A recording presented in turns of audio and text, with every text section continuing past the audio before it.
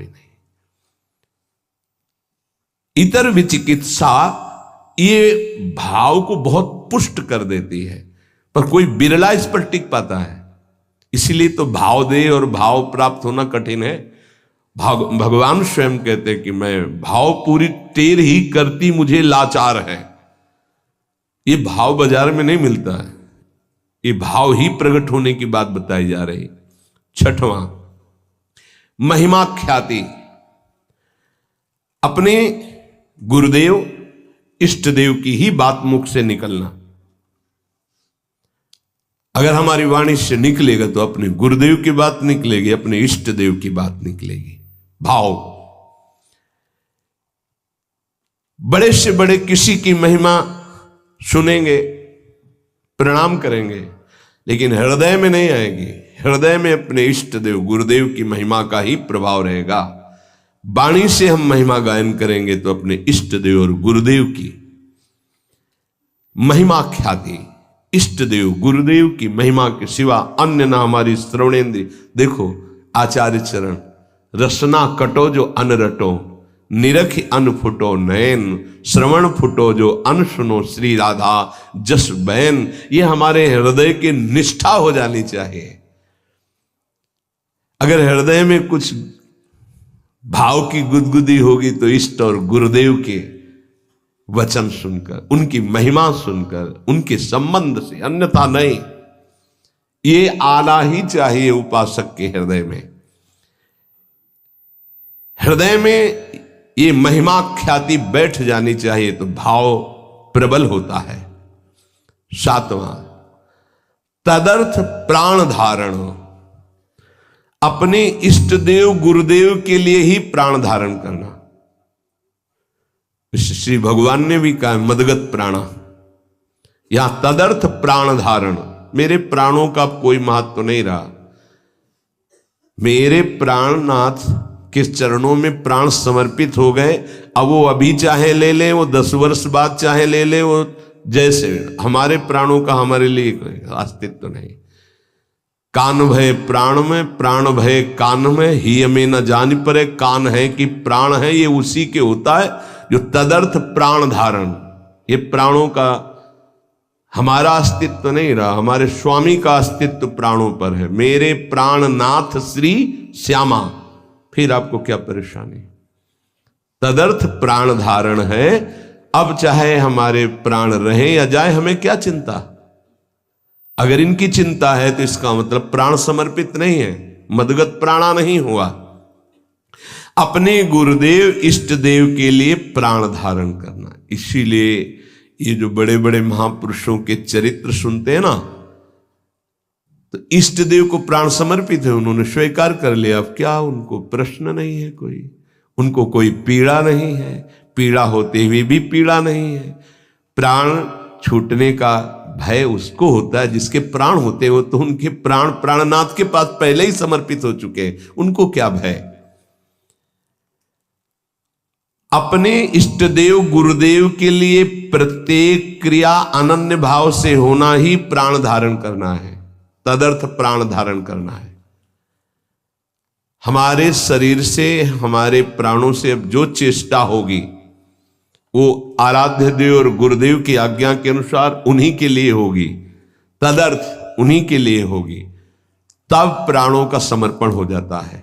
हमारे प्राणनाथ श्री श्यामा है, उन्हीं के लिए, वही हमारे गुरुदेव है, गुरुदेव ही श्यामा जी है। उन्हीं की आज्ञा में, उन्हीं के लिए मेरा जीवन समर्पित है। उनकी आज्ञा में प्राण रहे चाहे चले जाए, इसकी परवाह नहीं। तदर्थ प्राण धारण, इससे भाव पुष्ट होता है। आठवां, तदीयता। अपना संबंध केवल इष्ट देव गुरुदेव से, हमारा और कोई नहीं है। तदर्थ प्राण धारण। अब तदीयता, सर्वस्व हमारे इष्ट देव गुरुदेव है, सर्वस्व, उनके सिवा हमारा कोई नहीं है। ये सिद्धि है, ये साधना नहीं है। ये जिसके हृदय में आ गई उसकी सिद्धि है। ना कोई मेरा, तुमेव माता च पिता तुमेव, तुमेव बंधुश्च सखा तुमेव, तुमेव विद्या द्रविणं तुमेव, तुमेव सर्वम मम देव देव। ये है तदीयता। आप ही मेरे माँ हो, आप ही मेरे पिता हो, आप ही मेरे इष्ट, आप ही मेरे सब कुछ हो, धन हो, संपत्ति हो, विद्या हो, संबंधी हो, रिश्ते जितने हो सब आप ही हो। तदीयता, अपने इष्ट गुरुदेव के अलावा और कहीं किसी से प्रियता ना रह जाना, इसका परिचय।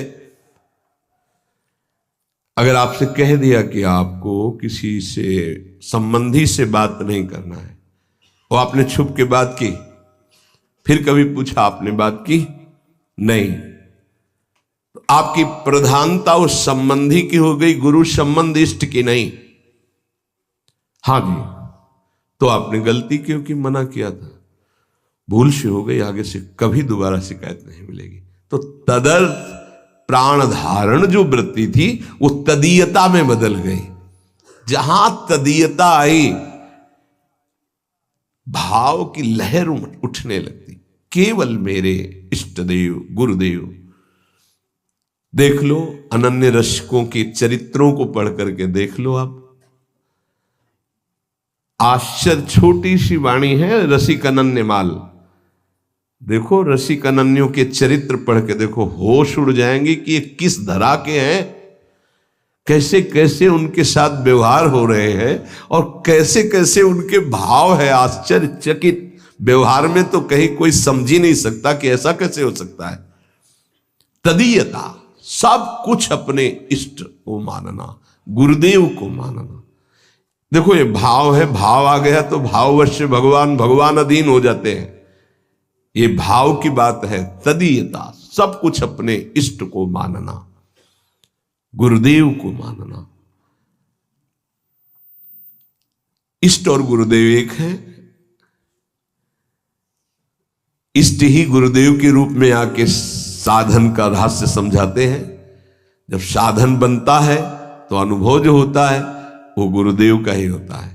गुरु साक्षात परब्रह्म, वही इष्ट रूप में अनुभव में आ जाते हैं। इष्ट और गुरुदेव दो नहीं है, कहने में केवल दो है। नवा, सर्वत्र तद्भावः, बहुत सुंदर बात है, अद्भुत क्रम है। तदर्थ प्राण धारणा, तदीयता और तद्भावः, सर्वत्र तद्भावः।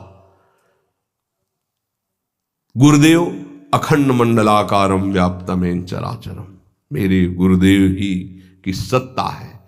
हम किसी को नमस्कार कर रहे हैं, अपने गुरुदेव को नमस्कार। मेरे गुरुदेव सब जड़ चैतन्य में व्याप्त गुरुदेव हैं।